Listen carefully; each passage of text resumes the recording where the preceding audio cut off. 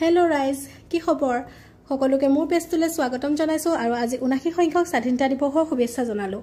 মই ওলাইছোঁ আজি স্কুললৈ, যিহেতু আজি স্কুলত স্বাধীনতা দিৱস উদযাপন কৰা হ'ব। কিবা এটা খাই নগ'লেতো নহ'ব, আৰু মোৰ এই ভতুৱা পেটটোৱে ভাতৰ বাহিৰে একো চিনি নাপায়। বৰা চাউলৰ ভাত আছিলে, দুটামান লৈ ল'লোঁ। বৰ এটা ভাল নাপাওঁ। এই চাহকাপ দেখিছে, মোৰ কাৰণে এই চাহকাপেই মেইন। গোটেই দিনটোৰ এনাৰ্জিখিনি মই এই চাহকাপৰ পৰাই পাওঁ। মধুৰি অলপ আছিলে, তাৰে দুটামান লৈ ল'লোঁ, মুচুক চুবাই থাকিম। ৰ'দ দেখিছে, ৰুদ্ৰমূৰ্তি ধৰি আহিছে।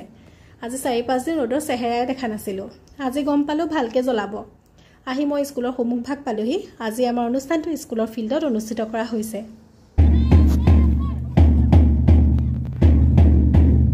সকলো মোতকৈ আগতে আহি পালেহি, মোৰহে আজি অলপ দেৰি হ'ল। সেয়েহে আমাৰ ছাত্ৰ ছাত্ৰীসকলে প্ৰদৰ্শন কৰা কিছুমান অনুষ্ঠান মই চাবই নাপালোঁ। এয়া আমাৰ ক্লাছ 9 আৰু 10ৰ ছাত্ৰীসকলে কৰা এটা নৃত্য হয়। অনুষ্ঠানৰ শেষতে বুট বিতৰণ। মই বুট ভাল নাপাওঁ, নাৰিকল গিটুকুৰাৰ বাবেহে লৈছোঁ। আৰু অনুষ্ঠান এটা পাতিলে খানা নহ'লে জানো চলিব? এয়া আমি সকলোৱে মিলি খানাৰ যা যোগাৰ চলাই আছোঁ। আপোনালোকে মোৰ দাখন দেখি নাহাঁহিব দেই, কটাৰী নাছিলে। শেষত এয়া আমাৰ খানা ৰেডি। আজিলৈ ইমানেই।